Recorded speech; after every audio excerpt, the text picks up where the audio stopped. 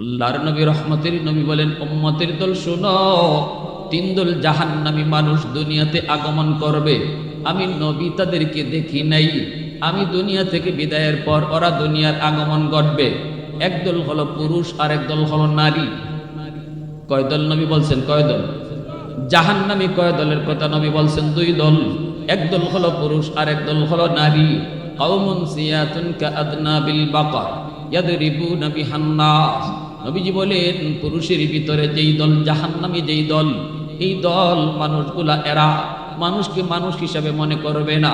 নিজের পাওয়ার, নিজের ক্ষমতা দিয়ে এমনভাবে চলবে, যারে মন চায় তাকে বেইজ্জত করবে, যার গায়ে মন চায় তার গায়ে হাত উঠাবে, চাবুক নিয়ে চলবে, আর যাকে মন চায় তাকে অপমান করবে। এই মানুষগুলা অহংকারী হওয়ার কারণে এমন হবে, এরা হবে জাহান্নামী। এরপরে নবী বলেন, অনিসাউন কাসিয়াতুন আরিয়াতুন মুমিলাতুন মাইলাতুন রুউসুহুন্না কাআসনিমাতিল বুখ। নবীজি বলেন, দ্বিতীয় দল হলো ওই নারীরা, যেই নারী রাস্তা দিয়ে যখন হাঁটবে কোমর বাঁকা করে করে হাঁটবে, মাথার চুলটাকে উটির কুজির মতো বানায় উপরে তুলে রাখবে, এমনভাবে অঙ্গভঙ্গি করে রাস্তা দিয়ে হাঁটবে, সেও একজন পুরুষের দিকে আকৃষ্ট হবে, আবার তারে দেখেও হাজারো পুরুষ আকৃষ্ট হবে। নবীজি বলেন, এই মহিলাও সে জাহান্নামী। শুধু জাহান্নামী না, জান্নাতের গ্রাণ পর্যন্ত পাবে না। আর যদি আল্লাহর কোন বান্দি বাবার কাছে থাকতেও পর্দা করে চললো, স্বামীর ঘরে যাওয়ার পরেও পর্দা করে চললো, ওই মহিলাটা কিয়ামতের ময়দানে খাতুনে জান্নাত ফাতেমা রাদিয়াল্লাহু তাআলা আনহার সাথে জান্নাতে ঢুকবে। সাইয়্যিদাতু নিসাই আহলিল জান্নাহ, জান্নাতের সকল মহিলাদের সরদারিনী, নবীজির কলিজার টুকরা মেয়ে খাতুনে জান্নাত ফাতেমা রাদিয়াল্লাহু তাআলা আনহা, ঠিক না? বিবাহ হয়েছে আলী রাদিয়াল্লাহু তাআলা আনহুর সাথে। নবীজি মসজিদে নববীতে এলান দিলেন, ও সাহাবীরা শোনো, আমার ফাতেমাকে আমি বিয়ে দেব। ফাতেমার বয়স হয়েছে বিয়ে দেব, এলান করে দিলেন। নবীজি এলান করে দেওয়ার পরপরই সাহাবায়ে কেরামের ভিতরে অনেকেরই বিয়ে করার স্বাদ জাগলো। জেন্টলম্যান, জান্নাতের সকল মহিলাদের সরদারিনী, এত দামি এত দামি আমার নবীর কলিজার টুকরা মেয়ে খাতুনে জান্নাত ফাতেমাকে কে না বিয়ে করতে চায়? বড় বড় জমিদারের সন্তানরাও বিয়ের প্রস্তাব দিল, শিল্পপতির পোলাপানরাও প্রস্তাব দিয়ে বসলো, সম্পদের অভাব নাই কোনো কোনো সাহাবীর, তারাও প্রস্তাব দিল, চেহারাটা প্রিন্সের মতো এমন অনেকেই প্রস্তাব দিল, রাজা বাদশার ছেলেরাও প্রস্তাব দেয়। নবী কারো প্রস্তাব রাখেন না, নবীজি কারো প্রস্তাব রাখেন না। এই অবস্থায় দিন যায় রাত যায়, নবীজি প্রস্তাব দিয়া রাখলেন, কিন্তু নবী কারো প্রস্তাব গ্রহণ করেন না। ফাতেমার স্বামী কে হবে কেউ জানে না। এই অবস্থায় আবু বকর সিদ্দিক, এই অবস্থায় ওসমান গনি, আল্লাহর নবীর সাহাবী হযরত আলী রাদিয়াল্লাহু তাআলা আনহু, তিনি নবীজির চাচাতো ভাই, আল্লাহর নবীর আপন চাচাতো ভাই আলী, কিন্তু বয়স অনেক কম। নবীজি তারে ছোট্ট কাল থেকেই নবী নিজে ফালছেন। চাচাতো ভাই আলী কার ছেলে? আবু তালিবের। কার ছেলে? আর নবীরে ফালছেন কেডায়? আবু তালিবে। নবীজির ফালছেন নবীর চাচা আবু তালিবে। আবু তালিব নবীরে ফালছেন শিশুকালে। আর আবু তালিবের পরে আল্লাহ রাসূল সাল্লাল্লাহু আলাইহি ওয়াসাল্লাম ওই আবু তালিবের ছেলে হযরত আলী, ইনাকে নবী ফালছেন একবার ছোট্ট থেকে। নবী ঘরে রাখেন, নবী ঘরে খাওয়ান, যা লাগে নবী তাই দেন, পোশাক লাগে নবী পোশাক দেন, এইভাবে নবীজি বড় করছেন। এই আলী যখন পূর্ণ যুবক, সবাই তো বিয়ের প্রস্তাব দেয়, কিন্তু নবী তো কারো প্রস্তাব রাখেন না। ওসমান গনি আলীকে দেয়, আলী রে, আমাদের মন বলে তুমি যদি বিয়ের প্রস্তাব দাও তাহলে মনে হয় নবী কবুল করবে। وقال رسول الله صلى الله عليه وسلم إنما بعثت رحمة أو كما قال النبي عليه الصلاة والسلام اللهم صل على محمد وعلى آل محمد كما صليت على إبراهيم وعلى آل إبراهيم إنك حميد مجيد اللهم بارك على محمد وعلى آل محمد كما باركت على إبراهيم وعلى آل إبراهيم إنك حميد مجيد اے حبیب کبریا تم پر سلام اے ہمارے دل ربا تم پر سلام دل صدا کہتا رہا تم پر سلام اے حبیب کبریا تم پر سلام مسجد اقصی میں جملہ انبیاء مسجد اقصی میں جملہ انبیاء مقتدی تھے اور بھی ہے تم مقتدا مقتدی تھے اور بھی ہے تم مقتدا اے حبیب کبریا تم پر سلام اے ہمارے دل ربا تم پر سلام মহব্বতের সাথে জবান খুলে অল্প সময় জিকির করি রাজি আছি সবাই ইনশাআল্লাহ যুবকরা বলো জিকির একটু আওয়াজ দেওয়া যাবে একটু আওয়াজ দিয়ে জিকির করা যাবে ইনশাআল্লাহ লা ইলাহা ইল্লাল্লাহ জুরে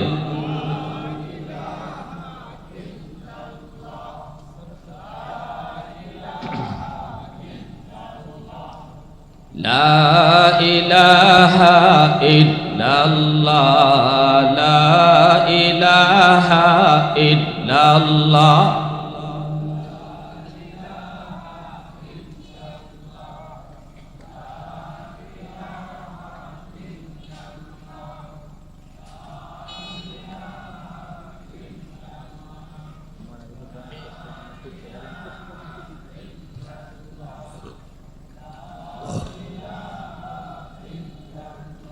ये जिक्र खुदा दिल में सदा रहने दिया कर ये जिक्र खुदा दिल में सदा रहने दिया कर और नक्श खुदा दिल में जमा रहने दिया कर क्या जाने हक इस्लाम है कोई फضل इलाही हर वक्त दरे क़ल्ब खला रहने दिया कर मुर्शिद की नजर गज़ बसर से न होती है क्या खुश नजरी खुश नजरी खुश नजरी है क्या खुश नजरी खुश नजरी खुश नजरी है दिल तूर के दिल जोर दिया सबका खुदा से क्या दिल शिकानी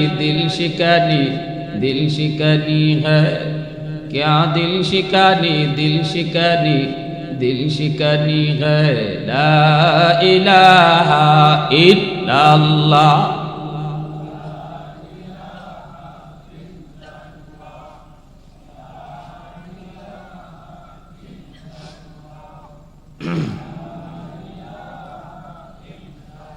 ला इलाहा इल्लल्लाहु मुहम्मदुर रसूलुल्लाह जोरे सुरे बोले सल्लल्लाहु अलैहि वसल्लम ঐতিহ্যবাহী মদিনগর গ্রামবাসীর উদ্যোগে আদর্শ সদর কুমিল্লা আজকের বার্ষিক তাফসীরুল কুরআন মাহফিলের সম্মানিত সদরে ইজলাস পীর কামিল হযরত মাওলানা গোলাম পরওয়ার সাইদি সাহেব, উপস্থিত জাতির বিবেক, জাতির কর্ণধার, এ জাতির সূর্য সন্তান উলামায়ে কেরাম, বিশেষ করে আমার আগে বয়ান পেশ করেছেন জননন্দিত মুফাসসিরে কোরআন হাফেজ মাওলানা খুরশেদ আলম সিদ্দিকী সাহেব, অত্র এলাকার মুরব্বিয়ানে আজম, কলিজার টুকরা যুবক, পর্দার আড়ালে পর্দানিশীন মা ও বোনেরা,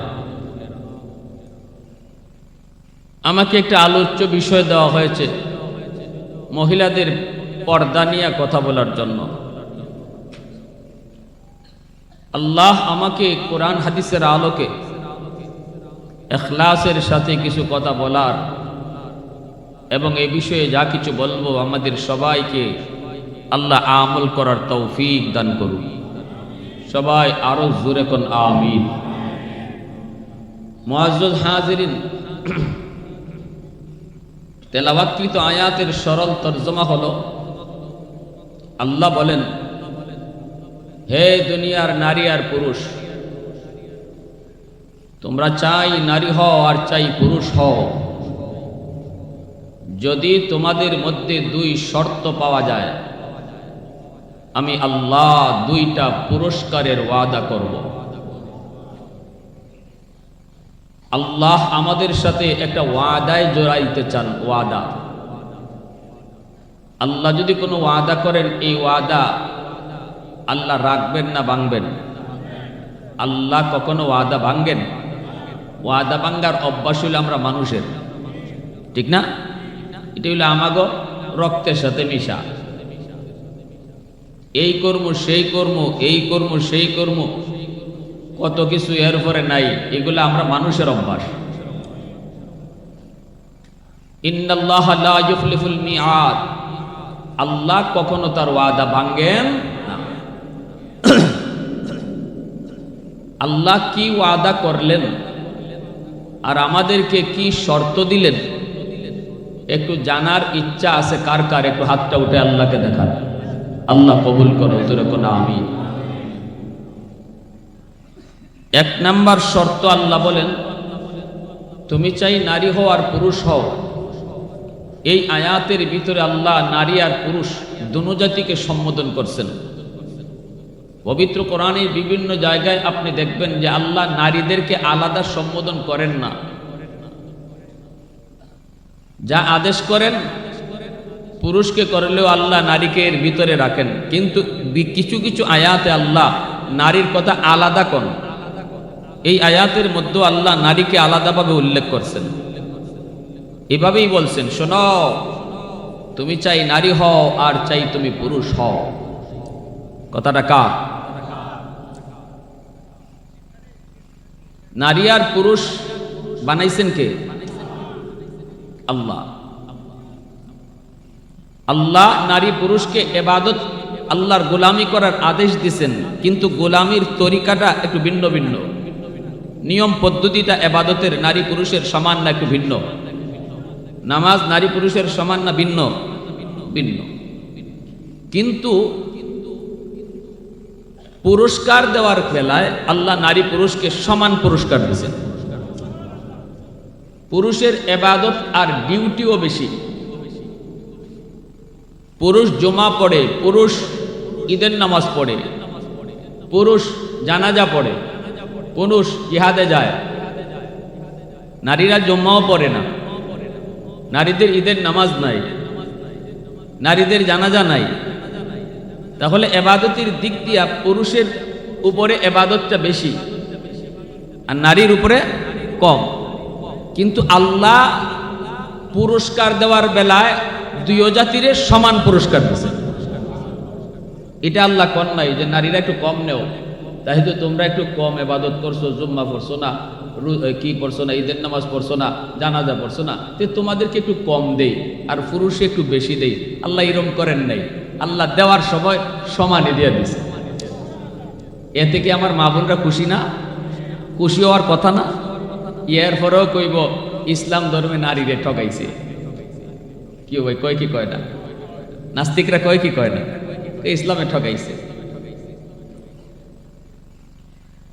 মান আমিলা সালিহাম মিন যাকারিন আও উনসা ওয়া হুয়া মুমিন,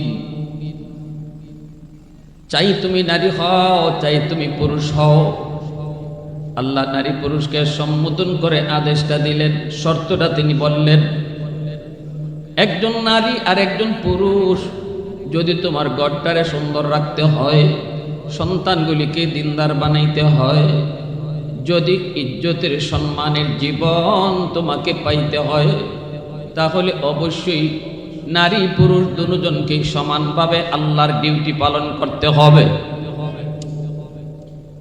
আদেশ শুধু পুরুষে মানবে নারী মানবে না, কোনোদিন সেই ঘরে শান্তি আসবে না। ঘরে যদি শান্তি পেতে হয়, শান্তি যদি প্রতিষ্ঠা করতে হয়, একজন পুরুষে যেমন ডিউটি পালন করবে, পুরুষে যেমন আল্লাহকে মানবে, আল্লাহর বিধিবিধান পালন করবে, পুরুষে যেমন আল্লাহকে ভয় করবে, নারীও যদি এমনইভাবে আল্লাহকে ভয় করে, তাহলেই আল্লাহ পাক রব্বুল আলামিন এই ঘরটাকে শান্তির ঘর বানাবে। একজনের দ্বারা শুধু সম্ভব। এরে যুবক, সন্তান তুমি যদি দিনদার চাও, আল্লাহওয়ালা চাও, যদি সন্তানের দ্বারা দুনিয়ায় সম্মান পেতে চাও, তাহলে একজন পুরুষের চেয়ে নারীর অবদান, নারীর কুরবানি, নারীর ডিউটি সন্তানের উপরে বেশি। কারণ একজন সন্তান মার পেটে থাকে, মাকে বেশি টাইম পায়, বাবাকে মায়ের চেয়ে সন্তান কম টাইম পায়। গর্ভে ছিল তাও মায়ের গর্ভে ছিল, দুধ পান করেছে তবু মায়ের দুধ পান করেছে।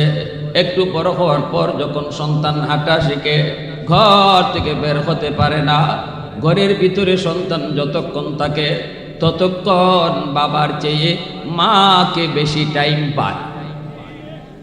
এজন্য মার আসরটা যায় সন্তানের উপরে বেশি পড়ে, সন্তানের উপরে বাবার চেয়ে মায়ের আসর যায় বেশি পড়ে। মা যদি দিনদার হয়, আশা করা যায় সন্তানও দিনদার হয়। মা যদি নামাজি হয়, আশা করা যায় সন্তানও নামাজি হয়। সন্তানের উপরে মায়ের আসর যায় বেশি পড়ে। এজন্যই কিয়ামতের ময়দানে আল্লাহ পাক পুরুষকে যদি সন্তানের ব্যাপারে প্রশ্ন করেন একটা, মাকে আল্লাহ প্রশ্ন করবেন দুইটা। সুবহানাল্লাহ, জোরে কর, আরো জোরে কর। আল মারআতু রাইয়াতুন আলা বাইতি যাওজিহা ওয়া ওয়ালাদিহি আও কামা ক্বালা নবী আলাইহিস সালাম। নবীজি বলেন, কিয়ামতের ময়দানে আল্লাহ পাক মাকে জিজ্ঞেস করবে, বিবিকে জিজ্ঞেস করবে, ঘরের নারীকে আল্লাহ জিজ্ঞেস করবে। এক নম্বর প্রশ্ন হলো, স্বামীর মালের হেফাজত করছো নি? স্বামীর মালের হেফাজত তুমি যথাযথ করছো কি না? এই প্রশ্নটা আল্লাহ পাক দুনিয়ার সকল নারীকে করবে। তারপরে আল্লাহ দ্বিতীয় প্রশ্ন করবে, তোমার স্বামীর সন্তানগুলাকে তুমি দেখশন করলা কিনা, পড়াশোনা ঠিক মতো করাইছো কিনা, তারে তুমি দিনের বুঝ তুমি দিলা কিনা।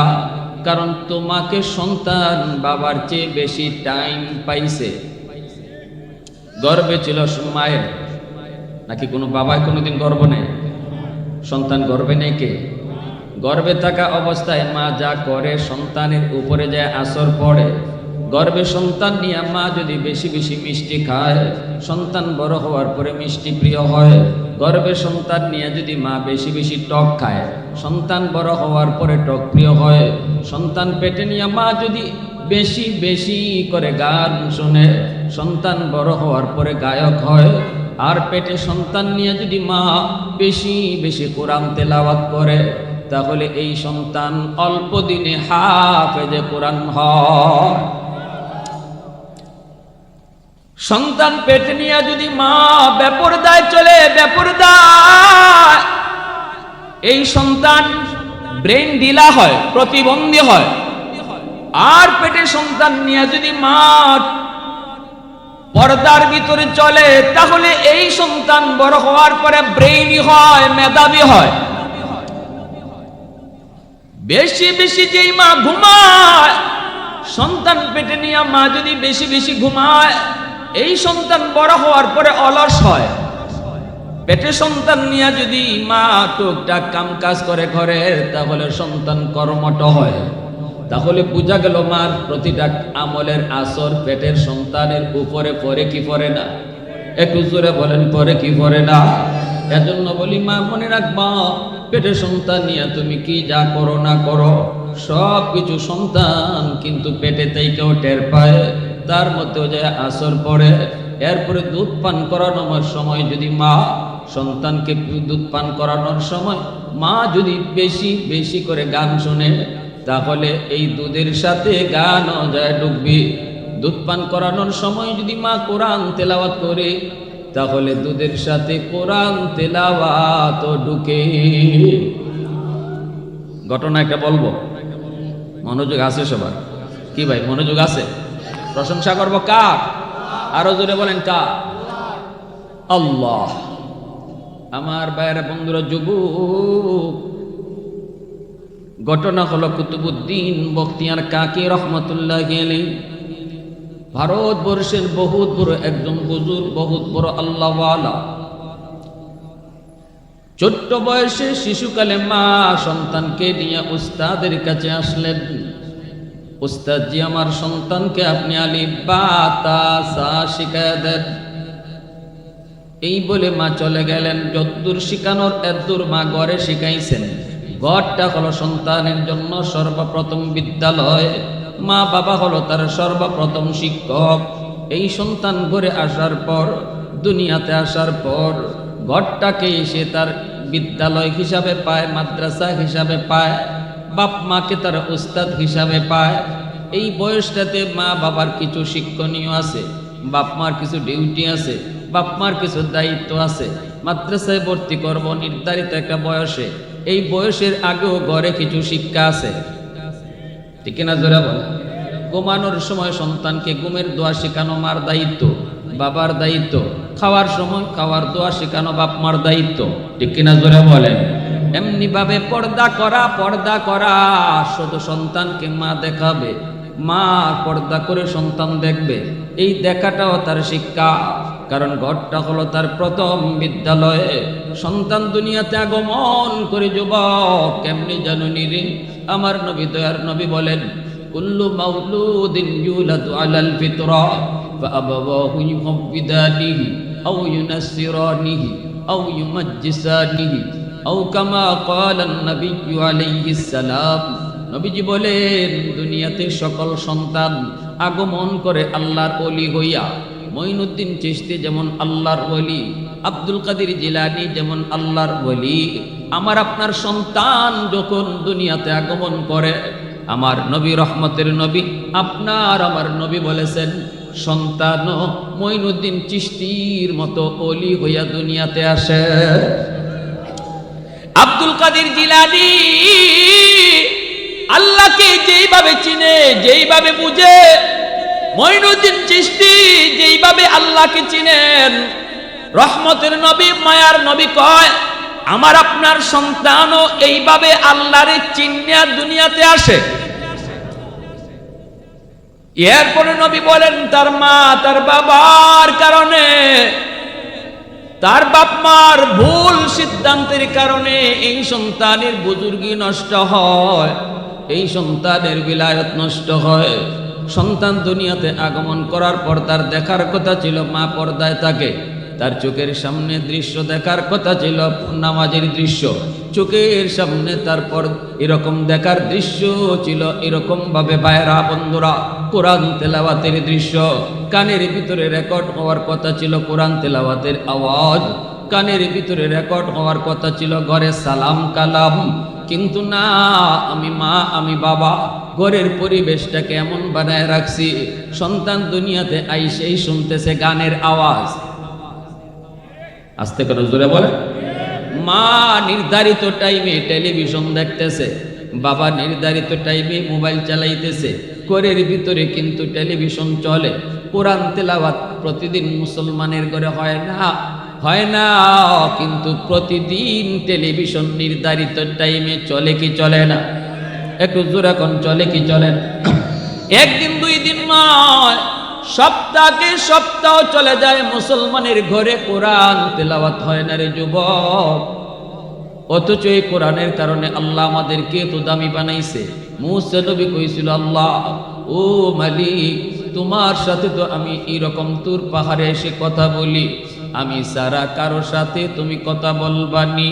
আল্লাহ বলতেছে, রে মুসা, তোমার সাথে আমি কথা বলি ঠিক, কিন্তু তোমার মাঝে আমার মাঝে একটা পর্দা আছে, বাইনি ওয়া বাইনাকা হিজাব। কিন্তু এমন একটা উম্মত ভবিষ্যতে আসবে, এদের সাথে আমি আল্লাহ কথা বলবো, অথচ মাঝখানে পর্দা থাকবে না। তো আসতে সুবহানাল্লাহ, খুশি না আপনারা? মুসা নবী কথা কয়, এত বড় নবী আল্লাহর সাথে, এরপর আল্লাহ কয় তোমার মাঝে আমার মাঝে একটা পর্দা আছে, এই পর্দা এক উম্মত আসতেছে যাদের সাথে কথা বলবো, পর্দা থাকবে না। লাইসা বাইনি ওয়া বাইনাহুম হিজাব। আল্লাহর নবী মুসা জিজ্ঞেস করে, মালিক এরা কোন উম্মত? আল্লাহ বলতেছে, উম্মতে আহমদ, উম্মতে মুহাম্মদ, এরা হলো আমার বন্ধু মুহাম্মাদের উম্মত। তখনই মুসা নবী কয়, আল্লাহ এরা কেমন করে তোমার সাথে কথা বলবি? আল্লাহ কয়, যখনই এরা নামাজে দাঁড়াবে তখনই আমার সাথে কথা বলবে। মুসা নবী কয়, মালিক বুঝলাম, মুসাল্লি ইউনাজি রব্বা, নামাজি আল্লাহর সাথে কথা কয় বুঝলাম, কিন্তু তুমি কেমনে কথা বলবা? আল্লাহ পাক কয়, মুসা রে, আমার বন্ধুর উম্মত যখন কোরআন তেলাওয়াত করব তখন আমি তার সাথে কথা বলি। নামাজে নামাজে আল্লাহর সাথে কথা কয়, আর কোরআন তেলাওয়াতকারীর সাথে আল্লাহ নিজে কথা কয়। আরো আস্তে কোন সুবহানাল্লাহ, আর একটু জোরে কন্যা সুবহানাল্লাহ। প্রশংসা করব কার? একটু জোরে আওয়াজ দেয়া মালিকের নাম কার? ওয়াহদতি কি হিফাজতি নেহি বেকুওতে বাজু,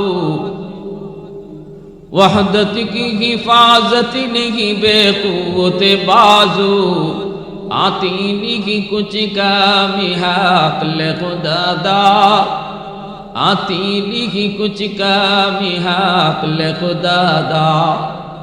ऐ मर्द खुदा तुझको कुव्वत नहीं हासिल, जा बैठ किसी गार में अल्लाह को कर याद, जा बैठ किसी गार में अल्लाह को कर याद। ये सच है कि बातिल की तरफदार नहीं हम, गद्दार न समझो हम गद्दार नहीं हम। फूलों की तरह नरम मिजाज अपना है नजर, हम तीरी नहीं नेज़ा व तलवार नहीं हाँ, हम तीरी नहीं नेज़ा व तलवार नहीं हाँ। মুসলমানের আওয়াজে বলেন আল্লাহু আকবার। তাহলে ভাইয়েরা বন্ধুরা, বলতেছিলাম ঘরটা হলো সন্তানের জন্য প্রথম বিদ্যালয়, মা বাবা হলো তার প্রথম শিক্ষক। এজন্য প্রথম শিক্ষকের কাছ থেকে সন্তান যা শিখে মরণ পর্যন্ত এর আসর থাকে। প্রথম বিদ্যালয় যেই ঘর, এই ঘরে সন্তান যা দেখে মরণ পর্যন্ত রেকর্ড থাকে। জোরে বলেন, জোরে বলেন। কারণ শিশুদের দিল দিমাগ হলো কাদামাটির মতো, কাদামাটির মধ্যে আপনি যা খুশি তাই লিখতে পারবেন, মাটি যদি শক্ত হয়ে যায় লেখা যায় না। শিশুদের দিল দিমাগ হলো কাদামাটির মতো, যা খুশি আপনি লিখবেন তাই লিখতে পারবেন। এজন্য রে যুবক, আমার সন্তান আমার ঘরে যখন আগমন করে তখন থেকেই বাপ মা সতর্ক থাকতে হবে। এই ঘরের পরিবেশে তার বুজুর্গি নষ্ট করবে। সে কিন্তু মঈনুদ্দিন চিশতির মতো আল্লাহর ওলি হইয়া দুনিয়ায় আইছে, আব্দুল কাদের জিলানীর মতো ওলি হইয়া দুনিয়ায় আইছে। এটা আমার কথা না, এটা যদি আমি কইতাম তাহলে আপনারা সন্দেহ করতেন। এই কথাটা মায়ার নবীর, নবীর কথায় কোনো সন্দেহ আছে? জোরে বলেন। আমার সন্তান ঘরের মধ্যে টেলিভিশন চলে, টেলিভিশনের দৃশ্যগুলা সন্তান দেখে রে যুবক। এই দেখার কারণে তার বুজুর্গি নষ্ট হয়, উলায়াত নষ্ট হয়। সে যে মঈনুদ্দিন চিশতির মতো বুজুর্গ, এই বুজুর্গি নষ্ট করতেছি আমি মা, আমি বাবা। হ্যাঁ, আব্দুল কাদের জিলানীর মতো সে আল্লাহর ওলি, যদি আমি তার ধর্মীয় পরিবেশে তারে বড় করতাম, তাহলে নবীর হাদিস কয় আসছিল যেমন চিশতি হইয়া জিলানি হইয়া, আমার সন্তান কবর পর্যন্ত যাবে জিলানি হইয়া। জোরে কন্যা সুবহানাল্লাহ। কথাগুলা মনে একটু ভালো করে বুঝেন, কতটা গভীরের কথা, আমার রসুলের কথা। আমার কথা হইলে হয়তো বলতেন আপনারা, সিলেট থেকে হুজুর আইছে, এই কথা কেমনে কই, আমার সন্তান বলে জিলানি, কবরও যাইব জিলানি হইয়া। আমার রসুল বলতেছেন আপনার সন্তান জিলানি, কবরেও যাবে জিলানি হইয়া। শুধু মা আর বাবা তারে যেভাবে গড়ার এভাবে গইরা তুলো। ভুল করো না, ভুল সিদ্ধান্ত নিও না, সন্তানের ভবিষ্যৎ অন্ধকার করো না। বাপমার সিদ্ধান্ত যদি সঠিক হয় তাহলে সন্তানের ভবিষ্যৎ আলোকিত, বাপমার সিদ্ধান্ত যদি রং হয় ভবিষ্যৎ অন্ধকার। আজ আমার সন্তান কেন মদকুর গাঞ্জাকুর, আজ আমার সন্তান কেন বেনামাজি, আজ আমার সন্তান কেন মার সাথে বাবার সাথে বেয়াদবি করবে? সে তো বেয়াদব হইয়া দুনিয়াতে আসে নাই, ঠিক কিনা জোরে বলেন? কিন্তু না, কেন এমন হলো, কেন এমন হলো? এজন্য বলি রে ভাই, মনে রাখবা শিশুকালে যেই বাচ্চাগুলিরে যা বুঝাইবার তা বুঝাও, ঘরের পরিবেশে তারে সালাম কালাম শিখাও, মা তুমি তারে কলেমা শিখাও, মা তুমি তারে বিসমিল্লাহ শিখাও, খাওয়ার সময় খাওয়ার দোয়া শিখাও। শিশু বাচ্চাগুলি দেখবেন শিশুকালে দোয়াগুলা শিখা নিবে মার কাছ থেকে, বাবার কাছ থেকে। এটা কিন্তু বাপ মার দায়িত্ব। এখন আমরা দোয়া শিখাইমো কোত্থেকে? একদিকে বাপে মোবাইল টিপে, আরেকদিকে মায় মোবাইল টিপে। রাত তো যায় মোবাইল টিপতে টিপতে, সন্তানে দোয়া শিখবো কার কাছ থেকে? ঠিক কিনা জোরে এখন?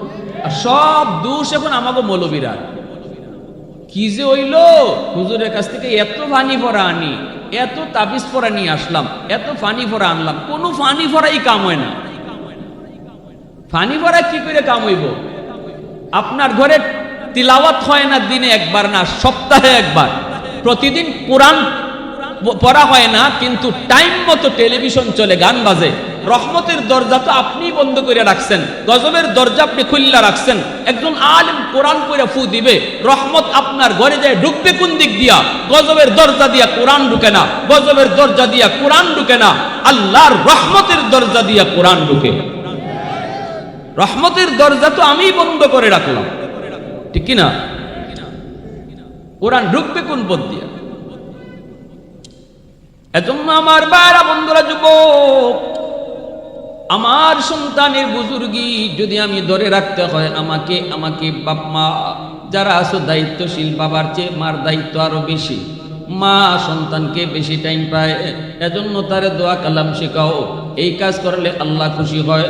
ডান হাতে খানা খাইলে আল্লাহ খুশি হয়, ডান হাতে পানি পান করলে আল্লাহ খুশি হয়। এটা আমার নবীর সুন্নত।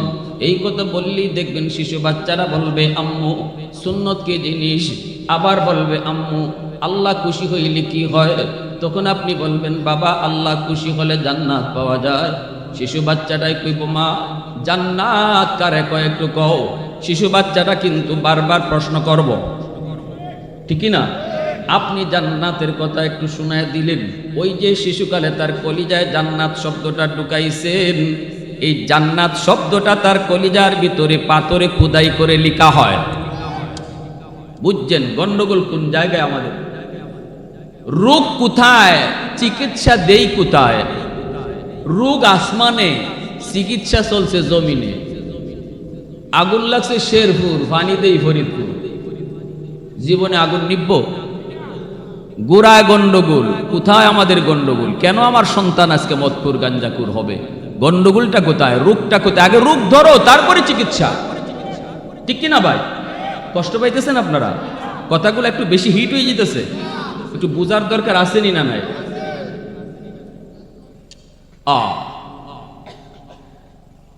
আমার সন্তানকে আমি জান্নাত শব্দটা শিখাবো, জাহান্নাম শব্দটা শিখাবো। কেমনে? আল্লাহ আল্লাহ নারাজ হয়। আব্বু বাম হাতে খাইলে আল্লাহ নারাজ হয়, খানা নষ্ট করলে আল্লাহ নারাজ হয়। সন্তানে কইব আম্মু আল্লাহ নারাজ হইলে কি হয়? বললেন এই জান্নাত শব্দ জাহান্নাম শব্দটা তার কলিজায় বসবে। মরণ পর্যন্ত এই শব্দ তার কলিজায় লেখা থাকবে, কারণ শিশুকালে আপনি লিখে দিছেন। আহা, সালাম কালাম সন্তানকে শিখাও। মুরব্বি দেখলে সালাম দিতে হয়, মুরব্বিদের দোয়া নিতে হয়। শিশু বাচ্চাটারে সালাম করানো শিখাও। নিজের বাচ্চাটারে সালাম দাও, আগে বাপে সালাম দেও বাচ্চারে, আসসালামু আলাইকুম ওয়া রাহমাতুল্লাহ। আব্বু, বাচ্চা দেখবেন বুকে হয়ে যাবে, বাচ্চা কো আব্বু কি কইমু, তখন আপনি কইবেন ওয়া আলাইকুম আসসালাম ওয়া রাহমাতুল্লাহ। এই যখন শিখাইবেন, বাচ্চাটা সালাম শিখলো বাবার কাছ থেকে, মার কাছ থেকে বাচ্চাটা সালাম শিখলো। মুরব্বি দেখলে পরে সালাম দিতে হয়, এই কথাটা বাচ্চার দিলের ভিতরে দেমাগে ঢুকলো। ঠিক কিনা জোরে বলেন? এখনো মনে আছে আমার জীবনের একটা কারগুজারি বলবো। আমি যখন শিশুকাল, হয়তো মাত্র 3তে পড়ি না 4-এ পড়ি, এখন ইয়াদ নাই, তবে ঘটনা মনে আছে। আমার আব্বা একজন সরকারি হেলথ ইন্সপেক্টর, বর্তমানে রিটায়ার্ড। আব্বা আছেন, আম্মা নাই। আমার ভাই হলো বর্তমানে আইন উপদেষ্টা আসিফ নজরুল স্যারের একান্ত সচিব, আমার আপন ছোট ভাই। সবাই হলো জানালে শিক্ষায় শিক্ষিত, মাদ্রাসার লাইনে শুধু আমি একা। আব্বার পাশে আব্বার একজন বন্ধু বসা। শিশু বাচ্চাটা বাবারে দেখলে পরেই বাবার কাছে যায়, একটু বেশি বেশি ঘেঁষাঘেঁষি করে বাচ্চারা। আমিও আব্বাকে দেইকা আব্বার রুমে যেয়ে ঢুকলাম, ঢুইকা আব্বার কাছে গেলাম, কিন্তু সালাম আমি দেই নাই। সালাম শিখছি ঠিকই, কিন্তু সবসময় তো আর মনে থাকে না, ঠিক না? আব্বার কাছে যাই, মুখে ঢুকে গেছি। তখনই আব্বা আমারে কইতেছেন, বাবা সালাম দিলা না? এখানে তোমার আব্বুর একজন বন্ধু বসা, সালাম দিলা না? তখনই আমি শরম পাইছি, লজ্জা পাই। আমি বলতেছি আসসালামু আলাইকুম রাহমাতুল্লাহ আঙ্কেল। তো আমার চাচা আঙ্কেল যিনি, তিনি তো খুশি, কিন্তু আব্বা খুশি না। আব্বা কি না? আব্বা বলতেছে, না বাবা, হবে না, এই সালাম গ্রহণ করা হবে না, তুমি রুম থেকে বের হও। ছোট বাচ্চা আমি, বলতেছেন তুমি রুম থেকে বের হও। বের হইয়া আবার রুমে ঢুকো, সালাম দিয়া ঢুকো। শিক্ষাটা বুঝছেন? আমার চাচা আঙ্কেল কিন্তু বলতেছে, ঠিক আছে ভাই, ভাই বাদ দেন না, ছোট মানুষ বুঝছে না, সালাম তো দিছে। আব্বা কইতেছেন, না ভাই, এখন যদি তার সালামটা আমি নিয়ে নেই, এটা সারা জীবন মনে থাকবে না। তাকে এই জিনিসটা সারা জীবন মনে রাখানোর জন্য আমি এখন ঘর থেকে বের করতে হবে, আর রুমে সালাম দিয়া তারে ঢুকাইতে হবে।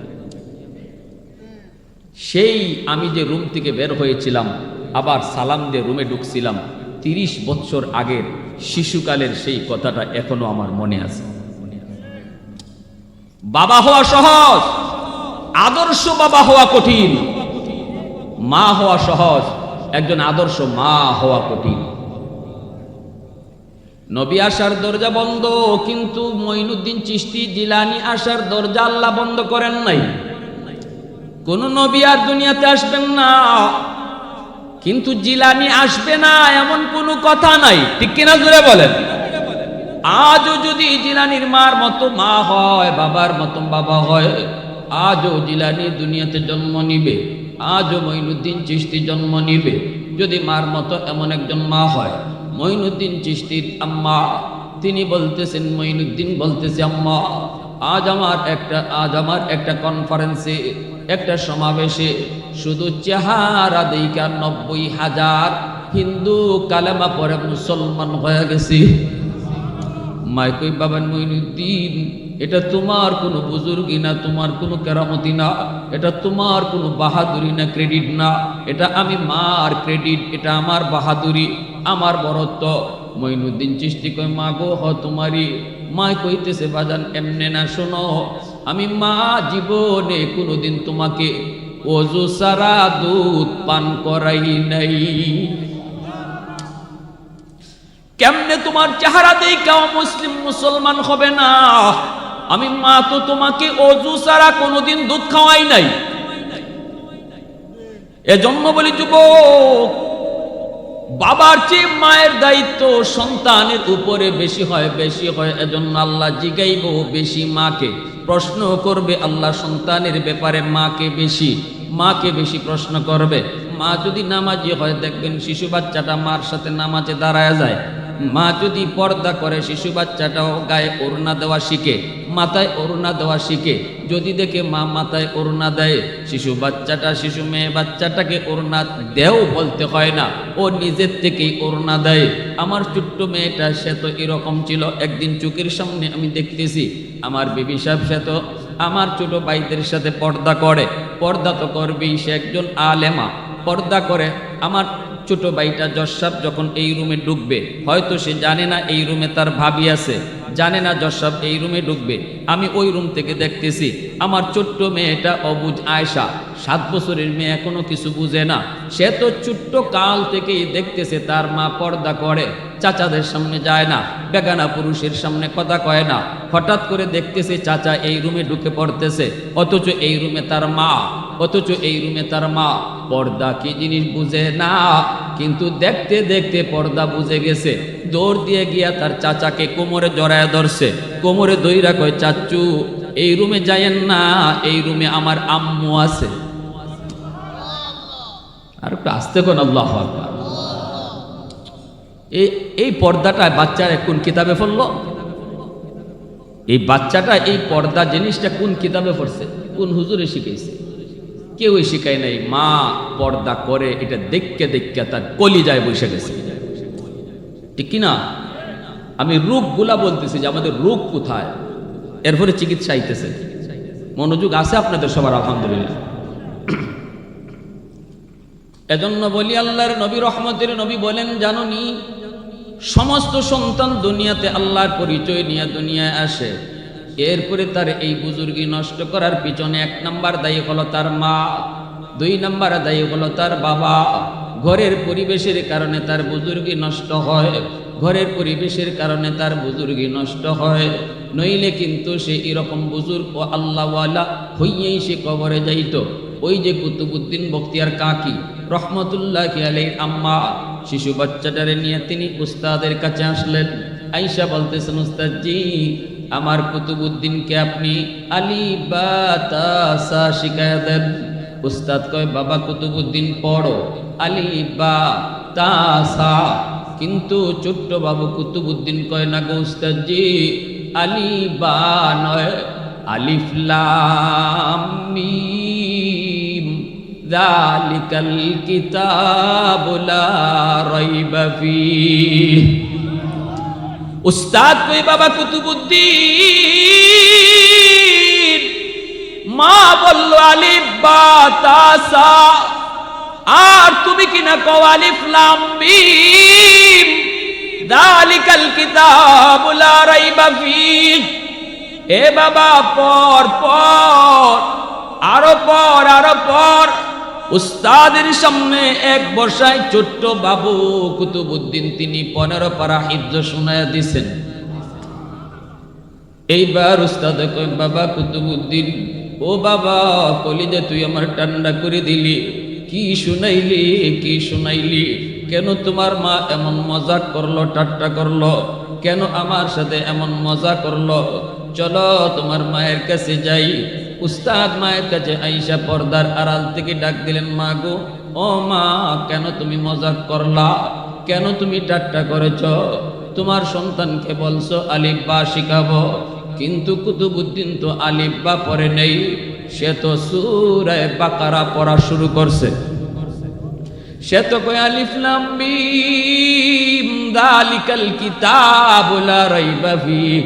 এতটুকুই শুধু শেষ নয়, 15 পারা হিফজ শুনাইয়া দিছি।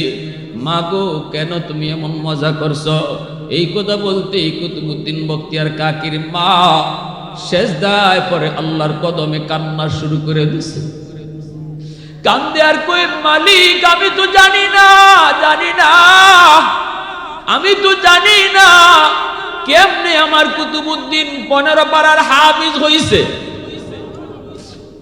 উস্তাদজি খুদার কসম, আমি মজা করি নাই, আমি ঠাট্টা করি নাই, আমি জানি না কেমন করে আমার কুতুবউদ্দিন 15 পারার হাফিজ হলো।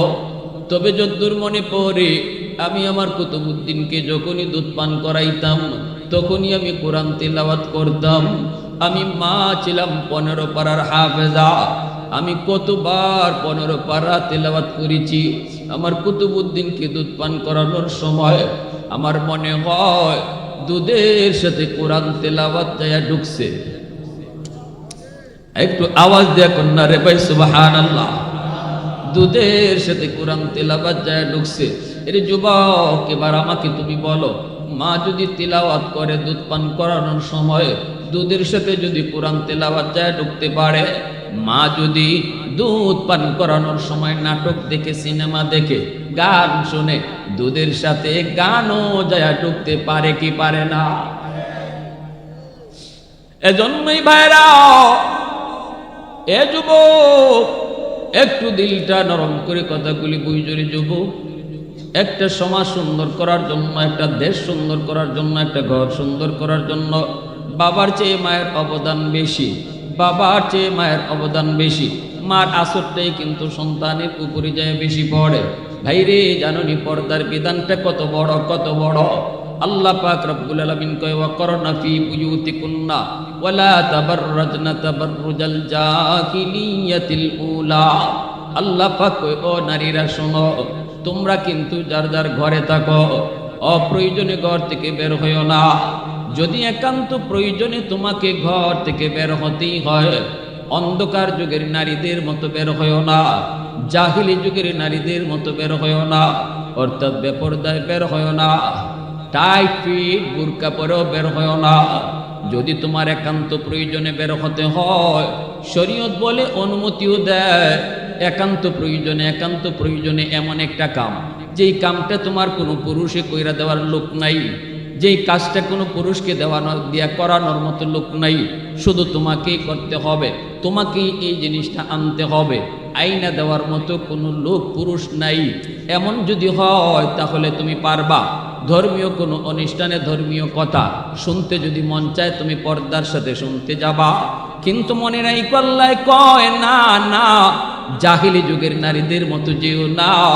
জাহিলি যুগের নারীরা যেমন বেপরদায় বের হতো, 10টা পুরুষের মাথা নষ্ট করত, এদের চুলগুলা এলোমেলো থাকতো, শরীরের বডির অঙ্গগুলা দেখায় দেখায় যাইত, এতে করে শয়তান ও তারে নিয়ে নাচত, যুবকদের চরিত্র নষ্ট করত।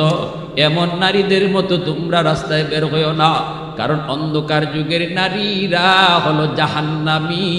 আর তোমরা মুমিন নারীদেরকে আমি আল্লাহ বানাইছি জান্নাতি। জাহান্নামী নারীদের মতো না,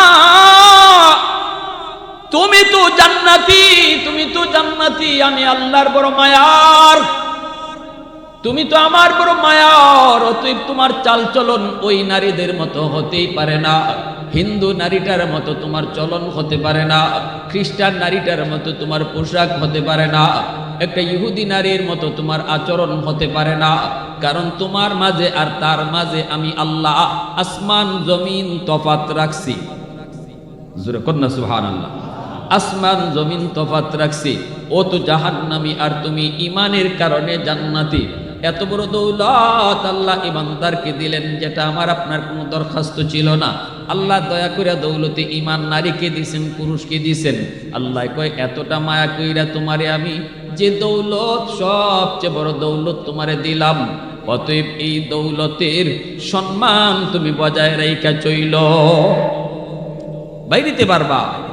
জাহিলি যুগের নারীদের মতো না, বেফরদায় না, পর্দা কইরা ডিলা ডালা বুরকা পইরা তুমি বের হও। পরপুরুষের সাথে কথা বলতে পারবা না। পরপুরুষ বলতে কারা? চাচাতো ভাইও তোমার পরপুরুষ, খালাতো ভাইও পরপুরুষ, মামাতো ভাইও পরপুরুষ, ফুফাতো ভাইও পরপুরুষ। এরা তোমার জন্য বেগানা। এদের সাথে দেখা করা, এদের সাথে কথা বলা সাফ সাফ হারাম।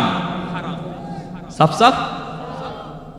দেবরের সাথে, হ্যাঁ, দুলাভাইয়ের সাথে। আল্লাহ রসুল কয়, দেবর তো দেবর না। রসুল কয়, আলহামউকাল মৌত। দেবর হইল তোমার জম। জম জম বুঝেননি আপনারা? সিলেটি ভাষায় কয় জম, মানে মরণ রে কয় জম। আল্লাহ রসুল বলছে দেবর দেবর না, দেবর মরণ। সেখানে আজকে ভাবি দেবরের সাথে একবারে ওপেন। অঘটন ঘটে না? ঘটে কি ঘটে না? জোরে বলেন। বাহিরে পর্দা করলাম, ঘর থেকে বের হইলাম আমি বুরকা পইরা, অন্য পুরুষরা আমারে খুব ভালো জানে, এলাকার মানুষ জানে, ওরে বাপ রে বাপ, হাত মোজা পা মোজা, কেউ তারে দেখেওই না, গায়ের রং কেমন তাও বুঝে না, কিন্তু দেবরের সাথে ওপেন, ভাবির সাথে ওপেন, চাচাতো ভাইয়ের সাথে ওপেন, খালাতো ভাইয়ের সাথে ওপেন। এটার নাম পর্দা না, ঠিক কিনা জোরে বলেন? এটার নাম পর্দা না। এখানে আরো অঘটন বেশি হওয়ার সম্ভাবনা থাকে। এজন্য শরীয়তে পর্দা হলো দুই প্রকার, একটা হলো বাহিরের পর্দা আর একটা হলো ভিতরের পর্দা। ভিতরের পর্দা হলো যাদের সাথে দেখা করা হারাম, এদের কাছেও যাইতে পারবা না, কথাও বলতে পারবা না। নারীর দেখা না, শুধু নারীর কণ্ঠটাও পর্দার অন্তর্ভুক্ত। এজন্য আল্লাহ নারীর পর্দার আলোচনা করতে যায় সবার আগে কণ্ঠের কথা বলছেন। নারী, ইয়া নিসা আন-নবী লাস্তুন্না কাআহাদিম মিনান নিসা ইনিত্তাকাইতুন্না ফালা তাখদা'না বিল কওল। আল্লাহ বলেন, যখনই পরপুরুষের সাথে একান্ত প্রয়োজনে কথা বলতে হয়, মনে করো আমার দেবরের সাথে, পর্দার আড়াল থেকে তো ফতাক বলবাই, তবু আল্লাহ বলতেছে এই কথা বলার সময়টা তো তোমার কণ্ঠকে মায়াবী কণ্ঠ দিতে পারবা না, আল্লাহর নির্দেশ। কারণ নারী, তোমার কণ্ঠের মধ্যে আমি আল্লাহ একটা আকর্ষণ দিছি, ঠিক কিনা? আকর্ষণ আসেনি না নাই? ফোনটা যদি ধরো, ফোনটা ধরে যদি বলো কোনো পুরুষ ফোন দিছে, হয়তো ভুলে কারো রং নাম্বারে ফোন আসতে পারে, তখন তুমি যদি বুঝো এটা কোনো পুরুষ নাম্বার, পুরুষের কণ্ঠ, তখন হ্যালো, কে বলছেন, নট অ্যালাউড, এটা আল্লাহর কথা বলতেছে। এবার এখানে কে কথা বলে? এই ধরনের কণ্ঠ না, এই মায়া দিয়া না। এই মায়া দিয়া কইলে ওখান থেকে যে রং নাম্বারে ফোন দিছে, এটা ওকে নাম্বার হয়ে যাবে, এটা রং নাম্বার থাকবে না। এটা আল্লাহ ভালো করে বুঝে, এটা আল্লাহ ভালো করে বুঝে। আল্লাহ বুঝবে না কেন? আল্লাহর মতো বুঝ কার আছে? বানাইছে তো আল্লাহ, বুঝবই তো বেশি। আমরা যে কি জাতের কি রঙের যে বানাইছি, হে বেশি বুঝবো না? জোরে কন, এটা কি আমি আপনি বুঝবো? বানাইছি আল্লাহ, অতএব আমরা যে কোন জাতের, এটা আল্লাহ খুব ভালো বুঝে। এজন্য আল্লাহ কয়, যদি একান্ত কোনো রং নাম্বার আইয় অথবা কোনো পরপুরুষের সাথে তোমার কথা বলার প্রয়োজন দেখা দেয়, প্রয়োজনে হোক আর হঠাৎ করে হোক, সাবধান, মুখের ভাষার আওয়াজটা নরম করো না, আবার খুব কর্কশ না, যে এমন ভাবে কইছো কেডা, কেন ফোন দিছেন না, এরকম না। এটা করলেও সে আবার কষ্ট পাবে, এমনও কণ্ঠ না, মিডিয়াম কণ্ঠ অবলম্বন করো। এজন্য শরীয়তে বিধান দিছে, যখন একজন মহিলা পরপুরুষের সাথে কথা বলবা, তখন মুখটার মাঝে একটু হাত দিয়ে দিবা। মুখটার মাঝে কি দিবা? মা বোনেরা যারা শুনতেছেন, আমার আর তো আর দেখতেছেন না, দেখে এরা দেখে আমারে, ওরে আল্লাহ, তো মুখটার মাঝে এমনি হাত দিয়ে দেবে, হাত দিয়ে এই যে একটু মুখের আওয়াজটা, কথা যেতেছে না আমার, আগের মতো কি আমার কণ্ঠটা এখন আছে? কি বুঝেন আছে? মুখের মধ্যে এবার মুখের হাতটা দিয়া, কে বলছেন? জি অমক। ও, উনি তো এখন ঘরে নাই, উনি তো এখন বাহিরে আছে। শেষ কারবার কেল্লা হতে। তোমার আম্মা কণ্ঠের ভিতরে যে একটা জাদু আসছিল, একটা আকর্ষণ আসছিল, মুখে হাত দেওয়ার কারণেই এটা বাধাগ্রস্ত হলো। তখন আর ওই তার কলিজার ভিতরে যে রোগ আসিল, রোগ যে কলিজার ভিতরে আসিল, হে আর অসুস্থ হবে। জোরে বলেন, অসুস্থ হবে। এজন্য আল্লাহ পাক বলে, যদি একান্ত প্রয়োজনে বের হতেই হয়, তাহলে তুমি পর্দা করে বের হবা, ঠিক কিনা? জোরে বলেন, পর্দা কাকে বলে রে ভাই যুবক? যদি বলেন হুজুর আমার মেয়েটা তো বুরকা পরেই বের হয়, হুজুর আমার বউটা তো বুরকা পরেই বের হয়, হুজুর আমার বোনটা তো বুরকা পরেই বের হয়, তাহলে আমি আপনারে বলবো পর্দা কাকে বলে শুনেন। একটা এক্সাম্পল দিই, শুনবেন। ভাইরে একটু বলেন তো দেখি, বাজার থেকে যদি আপনি না ব্যাংক থেকে যদি আপনি বান্ডিল তুলেন, 500 টাকার বান্ডিল অথবা 1000 টাকার বান্ডিল, পর্দা বুঝাইতেছি, এই কথাটা অন্তত লইয়া যেন মাথায় করে। বান্ডিল যদি আপনি ব্যাংক থেকে তুইলা এবার বাড়িতে নিবেন, কেমনে নিবেন? কেমনে নিবেন, কিভাবে নিবেন? কই ব্যাগের মধ্যে একটা পেঁচাইলাম। কি জাত ব্যাগ? কয় জালি ব্যাগ। কি জাত ব্যাগ? কয় মশারির কাপড়। মশারির কাপড় দিয়া যদি আপনি 1000 টাকার বান্ডিল দিয়ে পেঁচাইয়া বাড়িতে নেন, এটা ফেসানি হয়েছে নি? এটা লুকানো হয়েছে নি? হ্যাঁ, মশারি কাপড় ডাকাইতে দেখলে বুঝবো কি বুঝবো না? এটা কত টাকার বান্ডিল ডাকাতে বুঝবো, কারণ মশারি কাপড় দিয়া এই বান্ডিল পেঁচাইলে এটা বাহির থেকেও দেখা যায়, ডাকাতেও বুঝবে এটা কত টাকার বান্ডিল, 500 টাকা না 1000 টাকা। সুযোগ বুঝবে আপনি কোন জায়গায় যাবেন। যখনই নিরিবিলি জায়গা পাবে তখনই হামলা করবে। ঠিক না? আর যদি বলেন না মশারির কাপড় দিয়া না, আমি এবার কি করব, কয় না আমি বানব, ঠিক আছে, কিন্তু টাইট ফিট করে বানলাম। 500 টাকার বান্ডিল রে এমন কাপড় দিয়ে পেঁচাইলাম, পেঁচে একদম টাইট কইরা এইটারে তুমি লুকানোর চেষ্টা করেছো। যদি বেশি টাইট কইরাও বান্ডিল পেঁচানো হয়, তাহলে সাইজ দেখেই ডাকাতে বুঝে ফেলবে এটা 500 টাকা না 1000 টাকার বান্ডিল। কথাটা বুঝছেন? টাকা কিন্তু দেখতেছে না, কিন্তু আপনার টাইট কইরা বান্দার কারণে বান্ডিল এটা কোনটা ডাকাতে বুঝতে কোনো অসুবিধা হয় না। সুযোগ খুঁজবে, কোথায় তুমি যাও, পুকুরের পাড়ে, অথবা তুমি ওই ব্রিজের নিচে, অথবা নিরিবিলি জায়গায়, ওখানেই তোমাকে হামলা করবে। আর যদি বলো না আমি টাইট ফিটও করবো না, কিন্তু এমন ভাবে পেঁচাইছেন একটু ঢিলা ঢালা, ঠিক আছে, কিন্তু কোনা দেখা যায়, বান্ডিলে কি দেখা যায়?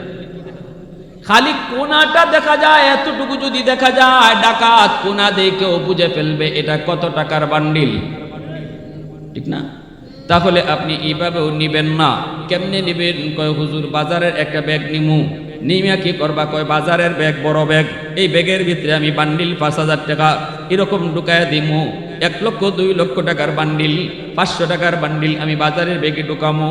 এইবার বোঝার কুদরত নাই, এই বান্ডিলের উপরে আলু ডালমু, পেঁয়াজ নিমু, ঠিক না, মূলা লইমু, ডাটা লইমু, লইয়া এইবার বাজারে ব্যাগ লইয়া বাড়িতে যায়।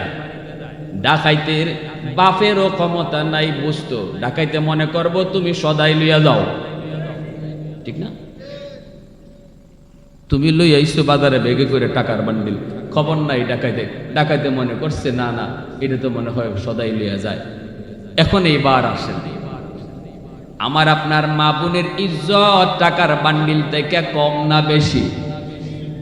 সবাই দেয় না গো আওয়াজ গো, বুঝলাম না, বাপ সব বুঝি নাই মানুষের কি ভাই, পিছনে ভাইরা বুঝেন আমার কথা? মা বোনদের ইজ্জত টাকার বান্ডিল থেকে কম না বেশি? হ্যাঁ, তাহলে আমি কেমনে নিব, কেমনে ডাকাতের হাত থেকে বাঁচাবো? মশারি কাপড় দিয়ে পেঁচাইয়া, হ্যাঁ, বেশি করে টাইট করে বান্ধা, কোনা দেখাইয়া। বোরকা আপনি পিনলেন, কিন্তু বোরকা টাইট, বোরকা টাইট যদি হয় তাহলে সব বয়সটা কত হবে, কেমন, এগুলা বাহির থেকে ডাকাইতে বুঝে কি বুঝে না? বুঝছেন? আপনি যে কইতেছেন আমি তো বোরকা পরাই, কেমন বোরকা পরাইছেন এবার একটু বুঝতে যান। এমন ভাবে কাপড় পরাইলেন তার বডির কোনো একটা অঙ্গ দেখা যায়, হয়তো তার পিঠটা দেখা যায়, অথবা তার বুকের এই জায়গাটা দেখা যায়, অথবা তার চেহারার এই জায়গাটা দেখা যায়। কোন একটা অঙ্গ যদি দেখা যায় তাহলে বোঝা গেল বান্ডিলের কোনা দেখা যায়।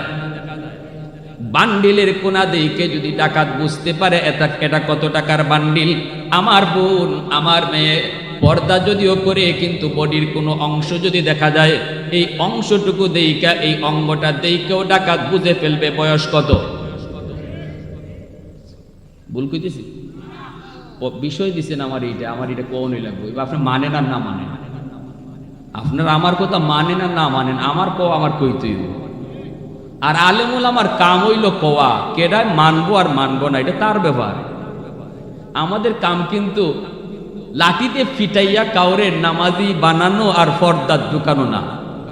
আলেমদের দায়িত্ব রসুলের মতো, আমা আলাইনা ইল্লাল বালাগ, হক কথাটা কইয়া যাও সহজ সাদা মাটা ভাষায়। কে মানবে কে মানবে না এটা তার ব্যাপার। আমি আপনি আমাদের কোনো গরজ নাই। আপনি পর্দা না মানিয়া যদি চইলা আল্লাহকে হাসরের মাঠে বুঝ দিতে পারেন, আমি মৌলবীর অসুবিধা কি? আপনি নামাজ না পড়ে আল্লাহকে বুঝ দিয়া দেন, আমার কোনো অসুবিধা নেই, কিন্তু আমার কথা আমার বলতে হবে।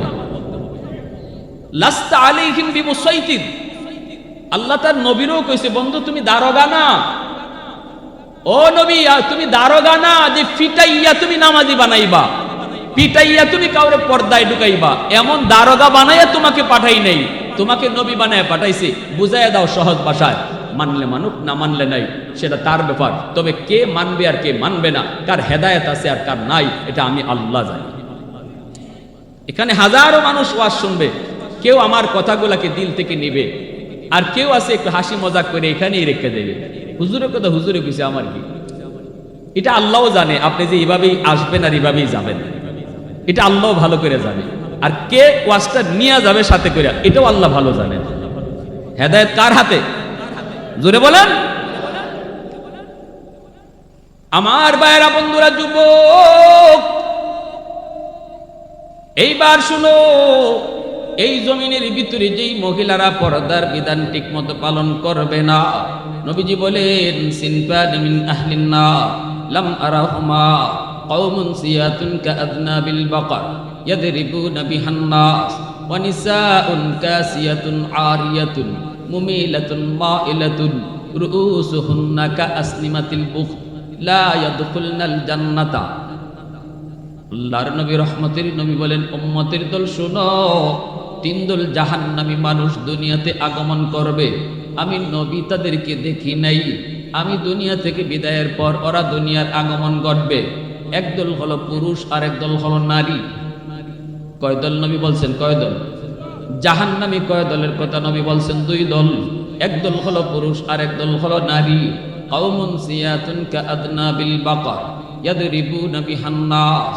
নবীজি বলেন, পুরুষের ভিতরে যেই দল জাহান্নামী, যেই দল, এই দল মানুষগুলা এরা মানুষকে মানুষ হিসাবে মনে করবে না, নিজের পাওয়ার নিজের ক্ষমতা দিয়ে এমনভাবে চলবে, যারে মন চায় তাকে বেইজ্জত করবে, যার গায়ে মন চায় তার গায়ে হাত উঠাবে, চাবুক নিয়ে চলবে, আর যাকে মন চায় তাকে অপমান করবে।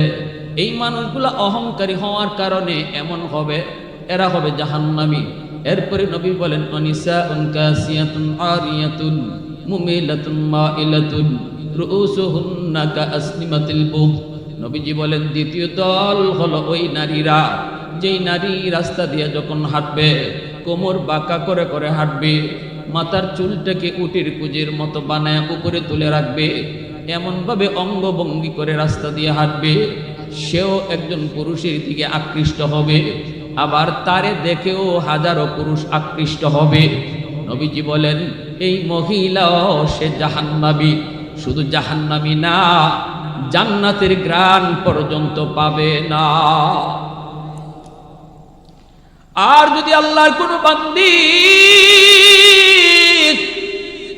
বাবার কাছে থাকতেও পর্দা করে চললো, স্বামীর ঘরে যাওয়ার পরেও পর্দা করে চললো, ওই মহিলাটা কিয়ামতের ময়দানে খাতুনে জান্নাত ফাতেমা রাদিয়াল্লাহু তাআলা আনহার সাথে জান্নাতে ঢুকবে।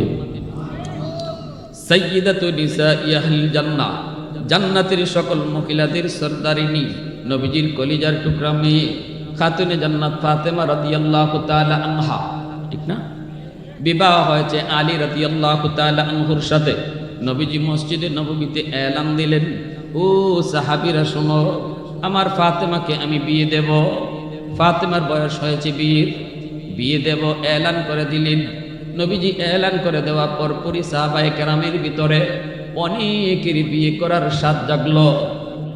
জেন্টলম্যান, জান্নাতের সকল মহিলাদের সরদারিনী, এত দামি আমার নবীর কলিজার টুকরা মেয়ে খাতুনে জান্নাত ফাতেমাকে কে না বিয়ে করতে চায়? বড় বড় জমিদারের সন্তানরাও বিয়ের প্রস্তাব দিল, শিল্পপতির পোলাপানরাও প্রস্তাব দিয়ে বসলো, সম্পদের অভাব নাই কোন সাহাবীর, তারাও প্রস্তাব দিল, চেহারাটা প্রিন্সের মতো এমন অনেকেই প্রস্তাব দিল, রাজা বাদশার ছেলেরাও প্রস্তাব দেয়। নবী কারো প্রস্তাব রাখেন না, নবীজি কারো প্রস্তাব রাখেন না। এই অবস্থায় দিন যায় রাত যায়, নবীজি প্রস্তাব দিয়া রাখলেন, কিন্তু নবী কারো প্রস্তাব গ্রহণ করেন না। ফাতেমার স্বামী কে হবে কেউ জানে না।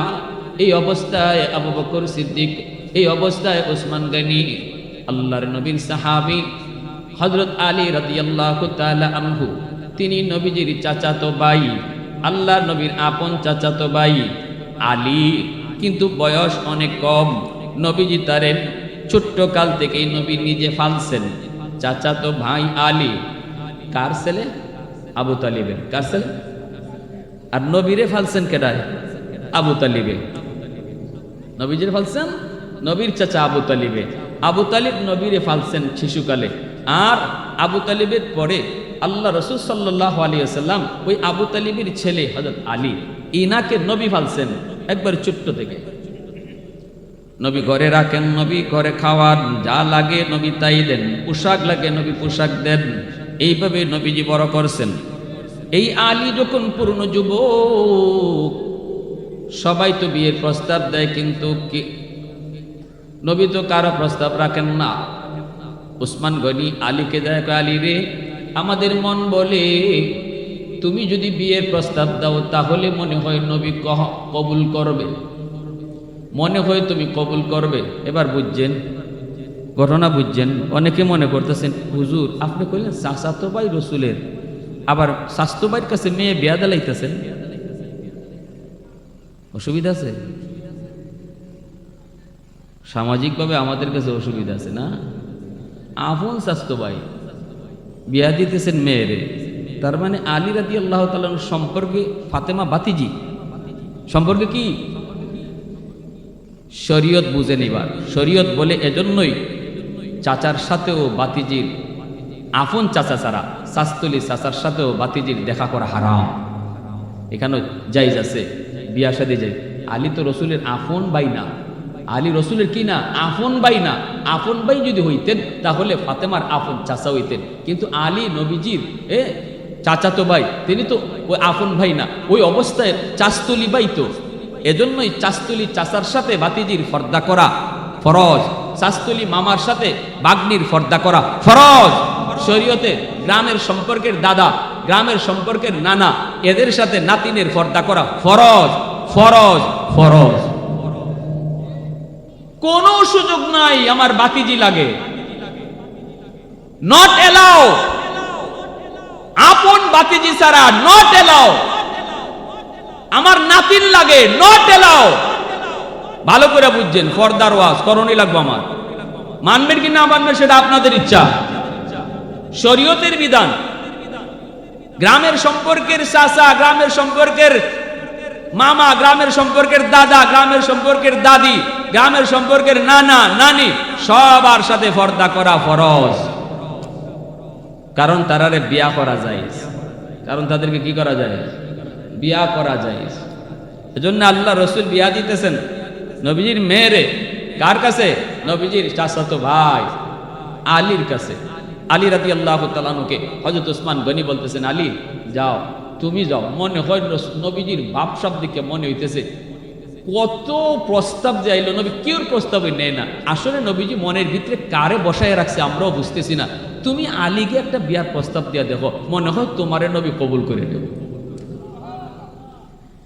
হযরত আলী কয়, আমারে মায়ের খাওয়ানোর বাও ফালাইতেছ, আমার ঘর নাই, বাড়ি নাই, তুষক নাই, কিছু নাই, খাই নবীর ঘর, 2 টাকা নিয়ে যদি আত খরচ নেই এটাও নবীর কাছ থেকে নেই, ঘুমাই নবীর ঘর, খাই নবীর ঘর। বিয়া দেওয়ার সাহস এটা আমার নাই, বিয়া করার সাহস আমার নাই, বিয়া প্রস্তাব দেওয়া সম্ভব না। উসমান গনি রাদিয়াল্লাহু তাআলা আনহু বলে, আলী রে যা, আমার মন বলে তুমি যদি প্রস্তাব দাও তাহলে নবী কবুল করবে। বারবার বোঝানোর পর আলীর মনে একটু সাহস জাগলো। ওসমান কয়, আলী যা না যা। কয় যদি নবী রাগ করেও তোমা মারে? কয় না, আমার মন বলে মারবে না, যদি কিছু কয় আমরা দাঁড়ো আছি, আমরা একটু টেকেল দিব, পুজ দিব, সাহস হারাবি না, যা। নবীজির কাছে আলী সাহস কইরা কইরা একটু যায়, যায় নবীজির কাছে যায় বলতেছি, ইয়া রাসূলুল্লাহ, আল্লাহ নবীর কাছে আর 2-1 মানুষ আছে, নবী কথা বলেন। আলী যে বলতেছি, ইয়া রাসূলুল্লাহ একটা কথা বলবো। নবীজি মুখ ফিরা চায়, কয় কি কথা কও? কথা না কইয়ে আলী দিছে দৌড়। কি কথা খালি নবী মুখ ফিরে কইছে, আলী দিছে দৌড়। আল্লাহ রাসূলকে কি ব্যাপার? আলী কইল একটা কথা, না কইই দিছে মসজিদ থেকে দৌড়। গেছেন গা পয়লা দিন। উসমান গনিয়ারা বাহিরে দাঁড়ালো। উসমান কে আলী কইসনি? কইসিনি, বাচ্চা যাইছে এটা কো। হয় বেটা একটু সাহস করে কো না, একটু সাহস কর, সাহস কইরা দেখ না, ওই তো পারে। কয় আর আমার বইল না। দ্বিতীয় দিন আবার ফুসলাইয়া ফাসলাইয়া আলীকে আবার পাঠাইছে। আবারও আলী গেছে মায়ার নবীকে যায়, কয় ইয়া রাসূলুল্লাহ ওগো নবীজি একটা কথা বলবো। নবী কয় কি? দিছে দৌড়। আল্লাহ নবী চাইলি আর কথা নাই, দৌড়। নবীজি কয় ব্যাপারটা কি? আলী এমন করে কেন? আচ্ছা দেখি। তৃতীয় দিন যখন আবার সাহাবীরা বুঝাই পাঠাইছে, আর ওসমান গনি কয় আজকে তোমার দ্বারও বোয়া থাকবো, আমরা তোমার পাশেই বসা থাকবো, আমি আবু বকর সব। যদি নবীজি কুচ্ছু রাগ করে অথবা হারাই যায় তোমারে মারার জন্য, তা আমরা তো আসি। যাই কইবেন ইয়া রাসূলুল্লাহ, ভুল করে লিছে ফুলাফান মানুষ, নবীকে মাফ করে দিলেন, আমরা ধারও আছি, তুমি টেনশন করো না, যাও। ওসমান গনিও আসছে, আরও এখানে কয়েকজন আছে। তৃতীয় দিন যখন হযরত আলী গে কইছে ইয়া রাসূলুল্লাহ একটা কথা বলবো গো নবী, আল্লাহ নবী আর মুখটা না ফিরাইয়া আগে আলীর হাত ধরছে থাপা দিয়া। কি ধরছে? হাতটা ধরছেন, দইরে নবীজি কয় কি? এই যে চাইছে তখনই হযরত আলী কয় ইয়া রাসূলুল্লাহ আমাকে হাতটা একটু ছাড়ে। নবীকে হাত ছাড়াছাড়ি নেই আজকে, 2 দিন দৌড় দিয়ে গেছো, আজকে কয়ে যেতে হইব, কি কথা কও? এখন তো আর না কইয়া উপায়। আল্লাহ নবী কয় আলী একটু কও কি কথা? তখন আলী রাদিয়াল্লাহু তাআলা কইব কেমনে? কওয়ার আগে কই নবী গো কইসলাম তো কইমু, কিন্তু এখন ভুইল্লা গেছি। কইসলাম তো কইমু, কিন্তু এখন ভুইল্লা গেছি। আল্লাহ নবী কয় আলী রে ভুলো নাই, ভুললে আবার ইয়াদ করো, সারমু না। ভুললে ইয়াদ করো, কিন্তু সারমু না। এইবার আলী রাদিয়াল্লাহু তাআলা বুঝছে ধরা তো খায়া পড়ছি, কোনই লাগবো ক ক। তখনই কয় ইয়া রাসূলুল্লাহ ফাতেমার বিয়ার প্রস্তাব দিয়েছেন আপনি মসজিদে। আল্লাহ রসুল কহ দিছি তো। কোনো জামাই পাইছো নাকি? কোনো জামাতা টামাতা পাইছো? কোনো পাত্র পাইছো? আলী আস্তে করে মুচকি হাসি দিয়ে কয় নবী গো আমি ওই। আল্লাহ নবী সাথে সাথে মুচকি হাসি দিয়ে কয় আলী আয় আমার বুকে আয়। আল্লাহু আকবার। আমার ফাতেমাকে তোমার সাথে বিয়ে দেওয়ার জন্য আমার আল্লাহ আমাকে ইশারা দিছে, আমি তো তোমার প্রস্তাবের অপেক্ষায় ছিলাম। আল্লাহু আকবার, জোরে বলেন। কত রাজা বাদশার ছেলেরাও বিয়ের প্রস্তাব দিল, কারো প্রস্তাবে রাজি হই না, তোমার বিয়ের প্রস্তাবের অপেক্ষায় ছিলাম আমি। আয় আমার বুকে আয়। নবীজি বুকে তুইলা নিলেন আর বসায় বলতেছেন আলী রে আমার ফাতেমারে তুই যে বিয়ে করবি দিবে কি? মোহর আসেনি। আলী কয় মোহর আবার কিটা? কয় মা বিয়ে করতে গেলে মোহর টোহর দিতে হয় না, নগদ কিছু দিয়া নিতে হয়তো, এটা তো শরীয়তের বিধান মোহর। আলী কয় নবী গো গতকালকে আপনার এখানে খাইলাম, কখনো খাইয়া আইলাম, আপনার ঘরে কখনো খাইয়া আইলাম। হ্যাঁ তুষক একটা দিছেন আপনি আমারে বানাইয়া কোন রকম খেজুর গাছের পাতা দিয়া। মোহরের টাকা আমি দিমু কোত্থেকে? মোহর কি জিনিস তা বুঝি না। আল্লাহর নবী রহমতের নবী কয় আলী এ আলী বল আমি যা দিবার তো দিলাম, এবার বল দেখি নগদ মোহর ছাড়া তো হবেই না, তোর কি আছে? কয় কুস্তুই নাই, কিচ্ছুই নেই আমার, দিমু কি? আমার দেওয়ার মতো কিছু নেই। শরীয়তে যে মোহর ধার্য করছে এটা কি কাগজে লেখবার জিনিস না নগদ দিতে হয়? কুমিল্লার যুবকরা কো সবে কয় না, সবে কইলে ভাবতেছে বিপদ মরে। আপনার দেওয়ার ক্ষমতা আছে 1 লাখ নগদ, মোহর 1 লাখই লেগাইবেন। অথবা যদি আপনি বাকিতে দেন, প্রতি মাসে যদি দেওয়ার দিয়া এটাকে শেষ করার মতো তৌফিক আপনার থাকে তাইলে আপনি লেখাইতে পারেন। আর যদি মনে করেন যা মেয়ের বাপে 10 লাখ চাইছে, লেখো 12 লাখ, আমি দিলেন না নাকি 5 লাখ না 12 লাখ চাই না, 12 লাখ লাই চাইলাম 25 লাখ লেখো। কারণ এটা একটা সিস্টেম হয়ে গেছে, গিয়া মোহর দেওয়ান লাগে না, দিতে হয় না, এটা কাগজে লেখলেই সারায়।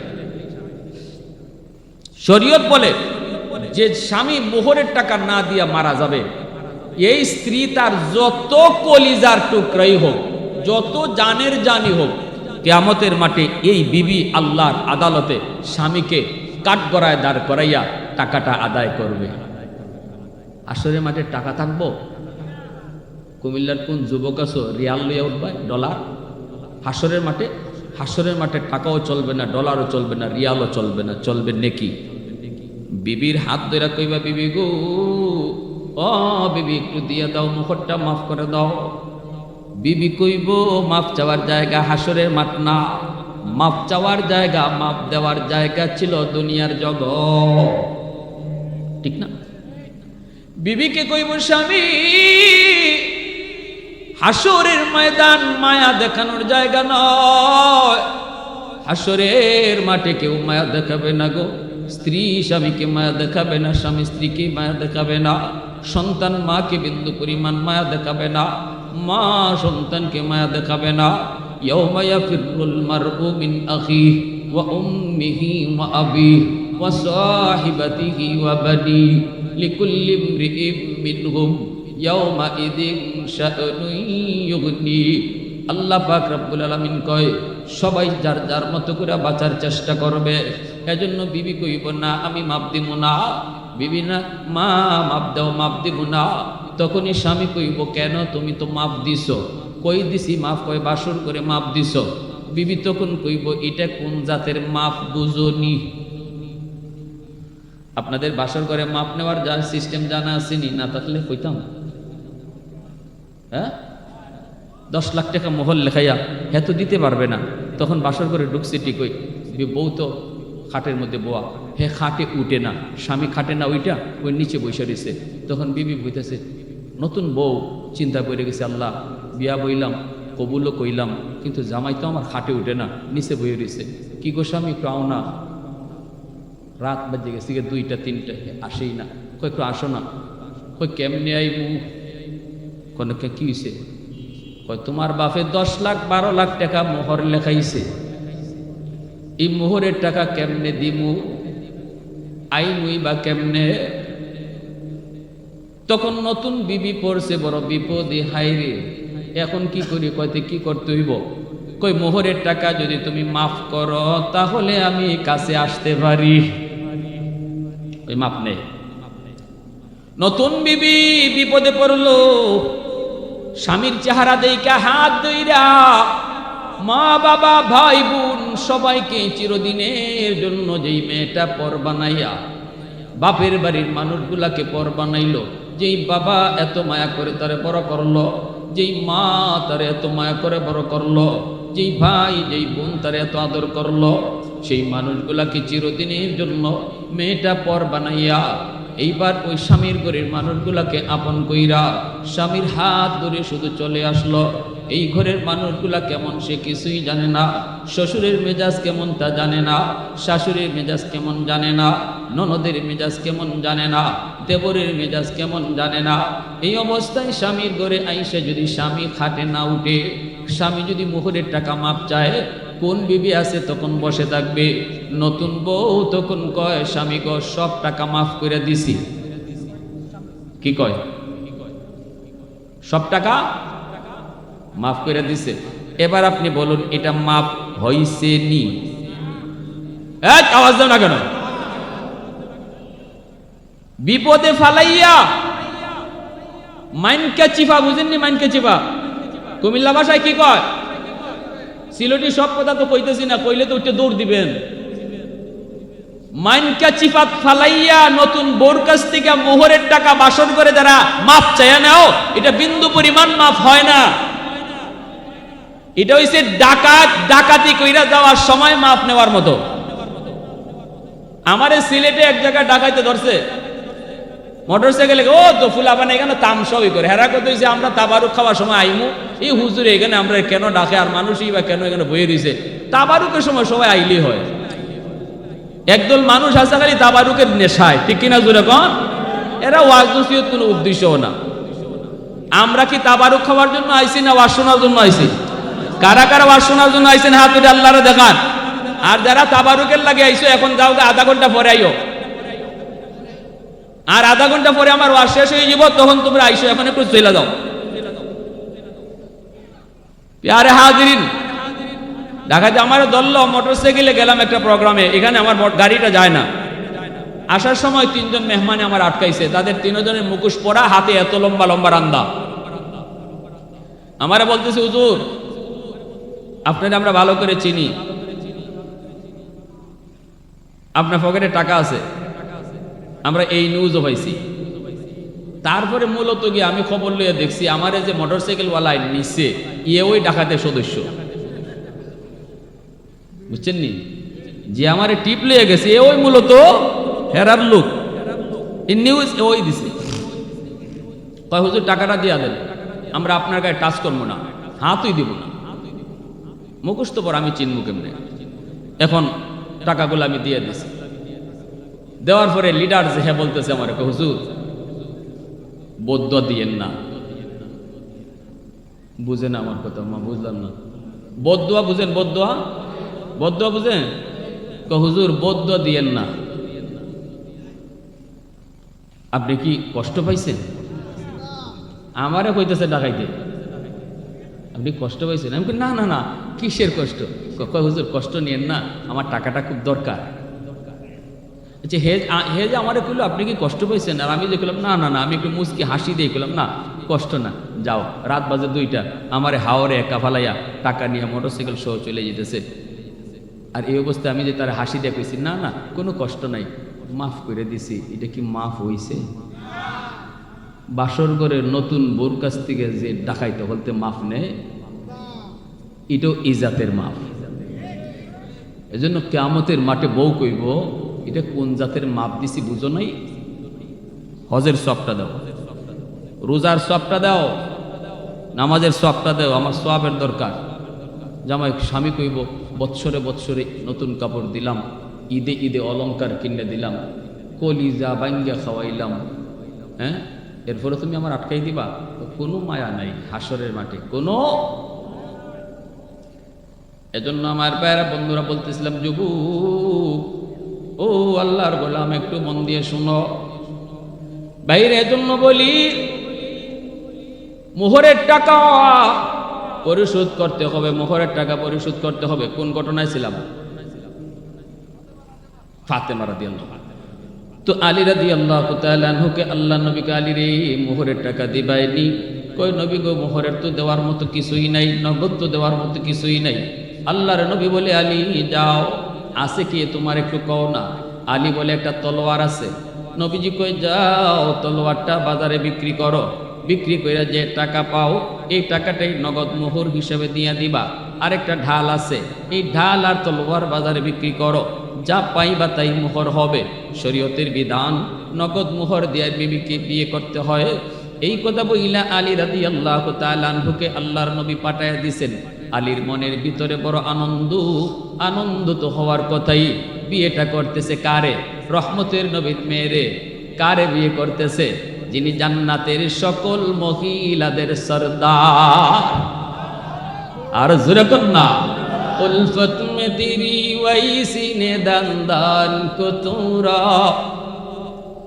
উলফত মে তেরি ওয়াইসি নে দান কো তোরা, বো বকর উমর নকশ কদম তেরা ন ছোরা, বো বকর উমর নকশ কদম তেরা ন ছোরা, আয়ুশাক নবী ওয়াকে আসরার মদিনা, সুলতান কা সুলতান হে সুলতান মদিনা, सरकार का सरकार है सरकार मदीना, गुलजार का गुलजार है गुलजार मदीना। मोहब्बतेर साथे कोन आल्लाहु আকবার। আমার ভাইরা বন্ধুরা, আলী রাদিয়াল্লাহু তাআলা আনহু তিনি বের হয়েছেন, বাজারে নিয়ে বিক্রি করবেন। রাস্তায় তো দাঁড়ায় রয়েছেন উসমান। উসমান কয় আলী কই যাও, আলী কই যাও? হযরত আলী কয় আমারে তো নবীর কাছে থইয়া তোমরা তো দৌড় দিয়া বের হইয়া আইছো। নবী যখন আমার হাত ধরছে আমি তো পিছনে তাকায় দেখি তোমরা কেউ মসজিদে নাই। গেছো তো আমারে বুঝাই শোনায় লইয়া। আল্লাহ নবী যখন হাত ধরে আটকাইছে আমি তো চাইলাম দেখি উসমানও নাই, আবু বকরও নাই। তো কি হইছে? আলী ক না বড় না কিতা হইছিনি। আলী মুস্কি হাইসা কয় 100 সুবহানাল্লাহ জোরে। এ আলী তাহলে কই যাও? আলী কয় মোহর দেওয়া লাগবে তো, নাই তো কিছুই। এই ঢাল আর তলোয়ার নিয়ে বাজারে যাই বিক্রি করব, বিক্রির টাকা দিয়া মোহর আদায় করব। উসমান গনি তিনি তো হলেন মদিনার অনেক ধনী সাহাবী, ইনিও তো নবীর জামাতা। উসমান গনির ঘরেও নবী তার 2 মেয়েকে বিয়ে দিছেন। উসমান গনি হলেন নবীর মেয়ের জামাই, ঠিক না? উসমান গনি তিনি তো ধনী, তিনি কইতেছে আলী একটু সময় দে বেটা, যাইস না, 2 দিন পরে বাইরে হইবি। এখনই যদি টাইম না দেশে দিবে কোন? তো ভাই আমার সময় নাই ভাই, এটা বিক্রি করে তাড়াতাড়ি টাকা নিয়ে আসি। উসমান কয় আমার কাছে বিক্রি করো। আল্লাহু আকবার। ডাল তলোয়ার উসমান নিজে কিনে নিলেন। কিনা এইবার আলীকে বলতেছেন, যা আলী এই টাকা নিয়ে মোহর দে। হযরত আলী রাদিয়াল্লাহু তাআলা আনহু তিনি যা এই টাকা দিয়ে মোহর দিয়ে বিয়ে করলেন। আর উসমান গনি ওই ডাল আর তলোয়ারটা আলীর বিয়াতে আলীকে গিফট করলেন। আওয়াজ দিবেন আরো জোরে, আরো জোরে। उस्मान तेरा नाम से इस्लाम रहेगा, उस्मान तेरा नाम से इस्लाम रहेगा, दुनिया की सखावत में तेरा नाम रहेगा, दुनिया की सखावत में तेरा नाम रहेगा, हैदर तेरा नाम से इस्लाम रहेगा, दुनिया की शजाअत में तेरा नाम रहेगा, दुनिया की शजाअत में तेरा नाम रहेगा। मोहब्बतेर आवाज दिया कोन अल्लाहु আকবার, आरो जोरे अल्लाहु আকবার। भाईरा बंधुरा, এই যে দেখেন আমার ভাইরা, আলী রাদিয়াল্লাহু তাআলা আনহুর কাছ থেকে নবীজি নগদ মোহর নিলেন। এই মোহরটা হলো নারীদের অধিকার। কিয়ামতের মাঠে বহু স্বামী আল্লাহর আদালতে মোহর না দিয়া মারা যাওয়ার কারণে আল্লাহর আদালতে বিবির মামলায় ধরা খাবে। এজন্য সাবধান যুবক, বিয়া করার প্রস্তুতি নিছ, সাফ সাফ এই কথা বলবা যে আমার সাধ্য আছে 2 লাখ দেওয়ার, আমি 5 লাখ পারবো না। 2 লাখ টাকা লেখেন, 1 লাখ টাকা এখন নগদ দিব, আর 1 লাখ টাকা আমি মাসের মাস 500 করে, 1000 করে, 2000 করে, 5000 করে আমি মাসের মাস দিব, দিয়া এটা পরিশোধ করবো। দেওয়ার নিয়ত কইরা লেখাইতে হবে, ঠিক কিনা? প্রতি মাসে নির্ধারিত দিয়া লেখাইতে হবে। এই যে সুন্নত তরিকায় নবীর এই বিবাহ হয়েছে আলী রাদিয়াল্লাহু তাআলা খাতুনে জান্নাতের। আল্লাহ ওই ঘরটারে কেমন জান্নাতি ঘর বানায় দিছে, কেমন ঘর বানায় দিছে। ফাতেমার ঘরে খাওয়ান নাই 3 দিন পর্যন্ত। ওই অবস্থায় আল্লাহ রাসূল সাল্লাল্লাহু আলাইহি ওয়াসাল্লামের কলিজার টুকরা মেয়ে নবীজি বিয়া দেওয়ার সময় বলতেছে, ফাতেমা, আলীরে নবী আগে কইতেছে, আলী বিয়া তো দিলাম, কারে বিয়া দিছি জানো তোমার কাছে? আলী বলতেছে, ইয়া রাসূলুল্লাহ আপনার মেয়ে। নবী কো আমার মেয়ে না, কও আমার কলিজার টুকরা। আলীরে নবী বলতেছে, আলী ফাতেমা আমার মেয়ে না, শুধু ফাতেমা তো বিদআতুম মিন্নি, ফাতেমা আমার কলিজার টুকরা, আমার কলিজাটা তোমার কাছে দিতেছি। আলী আমার ফাতেমারে কষ্ট দিও না। আর ওইদিকে ফাতেমার হাত ধইরা নবী আড়ালে নিয়ে কইতেছে, ফাতেমা জানো আজ তোমাকে কার হাতে তুলে দিতেছি? ফাতেমা সে হলো হায়দার, সে হলো এমন এক মহাবীর যার মর্যাদা আল্লাহর কাছে এত বেশি। আর আমি বলতেছি এই আলীর পায়ের তলেই তোমার জান্নাত। আল্লাহু আকবার। 2 জনকে 2 কথা কইয়া নবীজি মিলিয়ে দিলেন। অভাবের সংসার, এরপরও বুক ভরা ভালোবাসা। খাতুনে জান্নাত ফাতেমা রাদিয়াল্লাহু তাআলা আনহা বলে, 3 দিন 4 দিন করলে চলে গেল আমি শারীরিক কষ্ট পেতাম, মনের দিক দিয়ে কষ্ট না, কারণ আমার স্বামীর বুক ভরা ভালোবাসা ছিল।